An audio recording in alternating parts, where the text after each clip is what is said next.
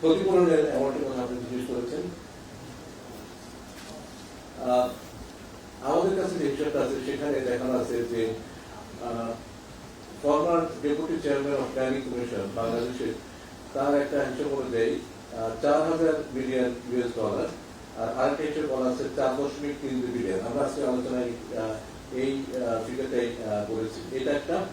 আরেকটা হচ্ছে যে 1970 সালে নভেম্বরে যে ভয়াবহ ঘূর্ণিঝড় হয় সেখানে বিভিন্ন বিদেশি রাষ্ট্র এবং এজেন্সি 200 মিলিয়ন US ডলার সমপরিমাণ অর্থ দান করেছিল। সেটারও আমরা এই বইটা হিসেবে দিয়েছি।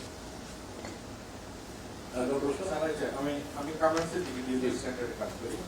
স্যার আপনি আমরা যে উচ্চ আদালত একটা নির্দেশনার আলোকে যারা অটিস্টিক পিপল আছে তারা জন্মসূত্রে বাংলাদেশের এখন এনআইডি কার্ড পায়।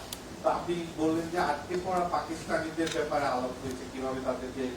আমার প্রশ্ন হচ্ছে আসলে এই মুহূর্তে বাংলাদেশে আটকে পড়া পাকিস্তানি কারা এবং সেই সংখ্যাটা আসলে কত? ধন্যবাদ।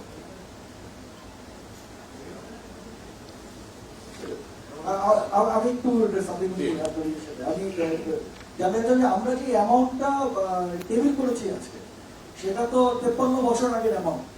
এটার সাথে কি ইনফ্লেশন রেট অ্যাড হয়েছে কিনা, যদি না হয় তাহলে আমরা কেন ইনফ্লেশন রেটটা অ্যাড করছি না?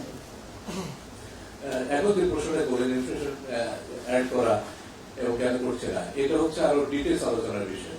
আজকে আমরা যে জিনিসটা তাদের কাছে শুনতে চেয়েছি সেটা হচ্ছে যে আমরা এই বিষয়ে এঙ্গেজ থাকবো, যেটা আপনাকে একটু বলেছি। এই বিষয়ে গত 1.5 দশক ধরে কোনো আলোচনা হয়নি।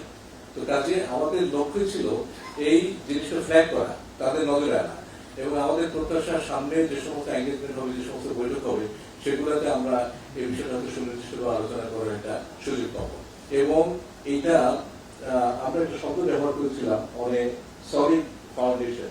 আমরা বলেছি যে একটা খুব মজবুত ভিত্তির উপরে দাঁড় করাতে জন্য এই বিষয়গুলোর মীমাংসা হওয়া উচিত। এবং আমরা মনে করি পাকিস্তানের সাথে বাংলাদেশের এখন যে সম্পর্ক, এই সময়টাতে এই বিষয়গুলো সমাধান করার জন্য একটা উপযুক্ত সময়।